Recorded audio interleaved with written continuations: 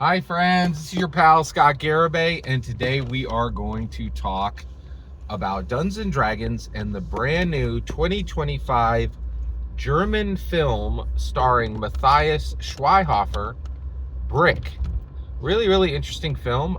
This just dropped on Netflix recently, but before it dropped on Netflix in America, it had dropped on Netflix internationally. That does happen a lot, where it's harder to get rights to put something in America because the value of it is much higher, and so the deals take longer, right? But this had dropped all over the world, and I saw an article before. Oh, by the way, no spoilers for Brick in this content. So, what's really interesting about this film is it is international content, which is really fascinating because it's international content that very quickly, very dramatically found a large audience in the U.S. right away, right? So, I wanted to talk about that and then talk about the ramifications of that on the Dungeons and Dragons side. All right. So what's really interesting is foreign films do come up and foreign shows do come up on Netflix, not that infrequently, and they get a few viewers, right? They generally stick to the non-top 10. It's very rare for an international show or an international movie to make it in America for American audiences to enjoy them. Let me give you some receipts on that. One, I don't think there's a single international blockbuster. Not one. Right now, a blockbuster it's an old term, and it goes from when before online tickets were sold, and you would go to a movie, and this is the case with like 1988 Batman, like Tim Burton's Batman, right?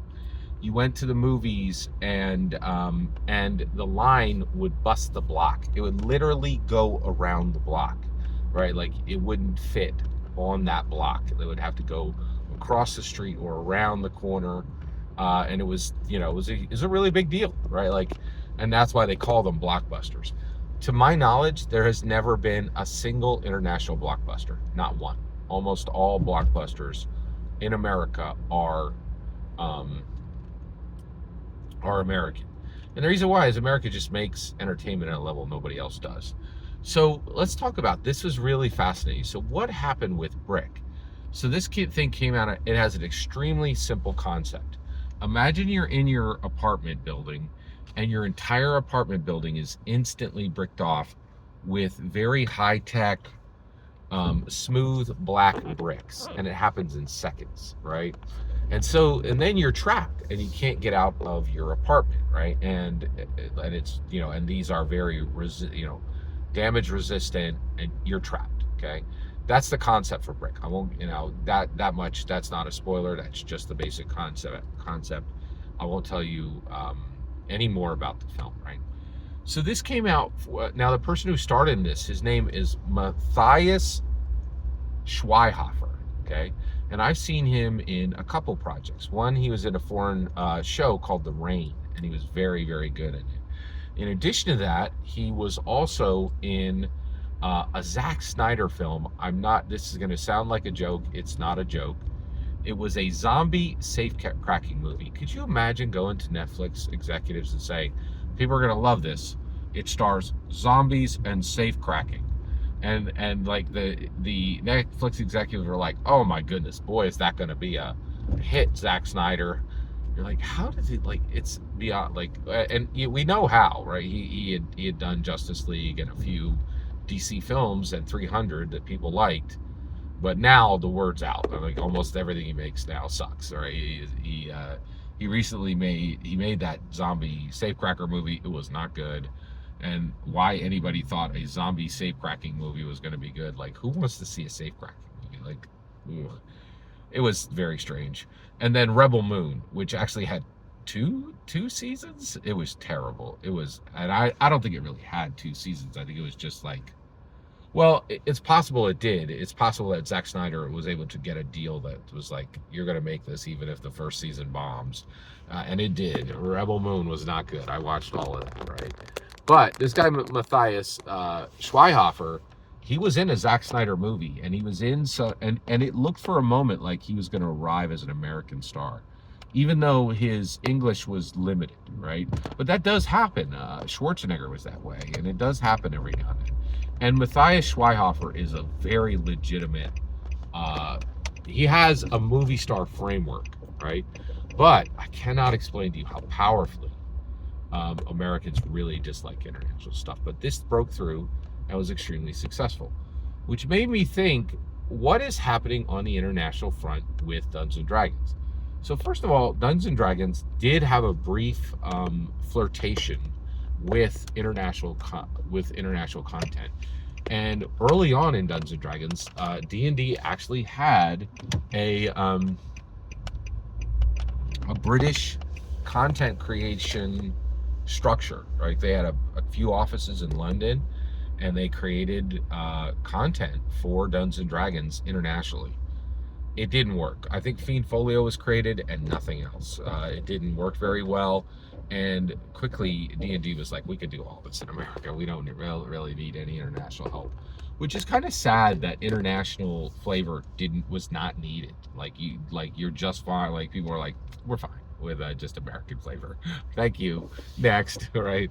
But what was interesting is, so where is their actual success happening in the TTR? Where does Dungeons and Dragons have any competitors that are actually dangerous from the international space? And there are two. There are two that put up some pretty significant numbers. What are those? Here we go. So the first one is Modifius, and they have, and the second one is Free League, and they both do exactly the same thing. They both crush it with licensed properties. Free League has Lord of the Rings, and it has Ruins of Symbaroum, both which is Free League even a D&D competitor now? Both of those are carried by 5e for D&D now. But for quite a while, they were freestanding, and they were an actual threat to D&D. So Free League also has some major licensed properties.